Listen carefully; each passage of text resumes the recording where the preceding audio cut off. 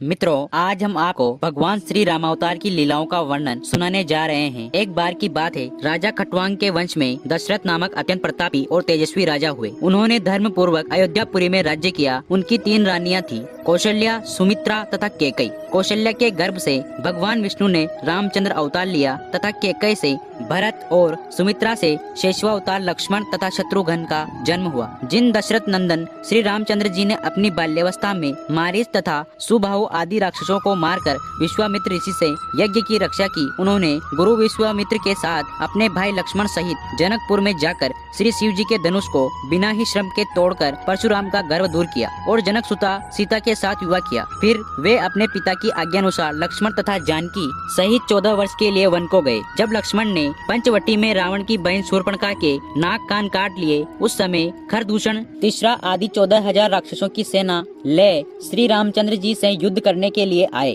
परंतु श्री रामचंद्र जी ने उन सबके सहित निशाचर सेना का संहार किया। शूर्पणखा के रोने पर तथा खरदूषण का बदला लेने को दुष्ट रावण ने यति का वेश धारण करके सीता हरण कर लिया। तब मार्ग में भक्त जटायु ने रावण से युद्ध किया, परंतु रावण के हाथों से वह मारा गया और रावण सीता जी को लंकापुरी में ले गया। तब श्री रामचंद्र जी माया मृग बने, मारीच को मारकर अपने स्थान पर लौट आए और वहाँ सीता को न पाया। तब वे अनेक प्रकार से विलाप करने लगे। सीता को ढूंढते हुए जब वे जटायु के पास पहुँचे, तब उन्हें ज्ञात हुआ कि लंकापति रावण सीता हर कर ले गया है। श्री रामचंद्र जी ने जटायु का दाह संस्कार अपने हाथों से किया। फिर उन्होंने सुग्रीव से मित्रता की। सुग्रीव ने अपने दूत वानरों को सीता की खोज लगाने के लिए भेजा। उसमें से हनुमान जी ने लंका में पहुंचकर सीता जी का पता लगाया। वहां से वे लंकापुरी को जलाकर श्री रामचंद्र जी के पास लौट आए और राम जी को सीता का समाचार सुनाया। तत्पश्चात राम जी ने ऋच वानरों का बहुत बड़ा दल एकत्रित करके लंकागढ़ पर चढ़ाई कर दी। उन्होंने शिल्प कला में विशेषज्ञ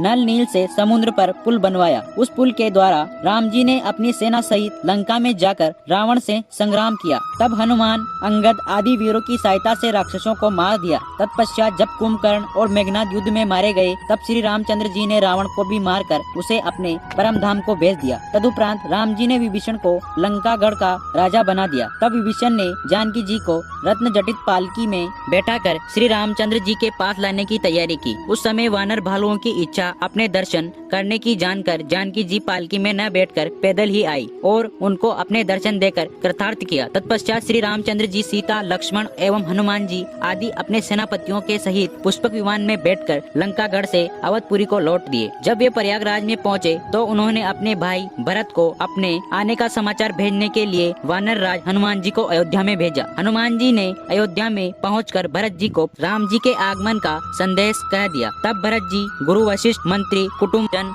एवं प्रजाजनों के सहित श्री रामचंद्र जी को लाने के लिए आए। तब श्री रामचंद्र जी ने सर्वप्रथम गुरुकुल वशिष्ठ के चरण स्पर्श किए, फिर अपने भाई भरत, शत्रुघ्न आदि को हृदय से लगाकर मिले। तदुपरांत राजभवन में जाकर प्रभु ने अपनी माताओं के चरण स्पर्श किए। इस प्रकार सबसे भेंट करके अपने कुल गुरु वशिष्ठ की आज्ञा से वे शुभ मुहूर्त में राज सिंहासन पर विराजमान हुए। उस समय त्रेता युग था, लेकिन राम जी के न्यायोचित धर्म के कारण सतयुग का आभास होता था। इसीलिए उनके राज्य काल को धर्म राज्य अथवा राम राज्य कहा जाता है। मित्रों, अगर आपको यह वीडियो पसंद आया हो तो वीडियो को लाइक करके चैनल को सब्सक्राइब करें और अपने दोस्तों को शेयर करना ना भूले और कमेंट बॉक्स में जय श्री राम जरूर लिखें।